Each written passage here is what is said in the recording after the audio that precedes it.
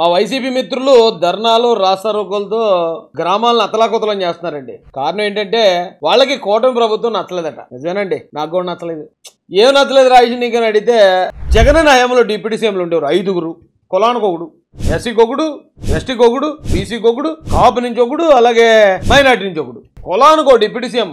కనులు ఎక్కడారో ఎవరికి తెలిసేది కాదు. శుభ్రంగా ఎవరి తనాడు శుభ్రం తినేసి తడిగొట్టి ఇంట్లో పడుకుని ఉండేవారు. కానీ ఇప్పుడు డిప్యూటీ సీఎం పవన్ కళ్యాణ్ గారు ఏం చేస్తున్నారు? ఆడికి వెళ్ళిపోతాడు. వెళ్ళిపోయి పేదల రైస్ని మీరు ఎలా తరలించేస్తారని సీజ్ ద షిప్ అనేసి పేదల రైస్ని పట్టుకుంటాడు ఆయన. ఎక్కడో గిరిజన ప్రాంతాల్లో వాళ్ళ బతుకాలు బతుకుతూ ఉంటే అక్కడికి వెళ్ళిపోయి నేను రోడ్లు వేస్తాను, మీ బతుకులు బాగు చేస్తానంటాడు. గత ప్రభుత్వ హయాంలో జరిగిన అన్యాయాలన్నింటినీ వెలికి తెస్తానంటాడు. బాగుందండి ఇలాగా. శుభ్రంగా 5గురు డిప్యూటీ సీఎంలో ఎప్పుడు డిప్యూటీ సీఎం అయ్యారో తెలీదు, వాళ్ళ పదవులు ఎప్పుడు పోయో తెలీదు, అసలు వాళ్ళు ఎక్కడున్నారో తెలీదు. అలా చక్కగా ఉండాలి తప్ప ఈ జనం కోసం పనిచేస్తానంటాడు ఇప్పుడు డిప్యూటీ సీఎం గారు వచ్చి.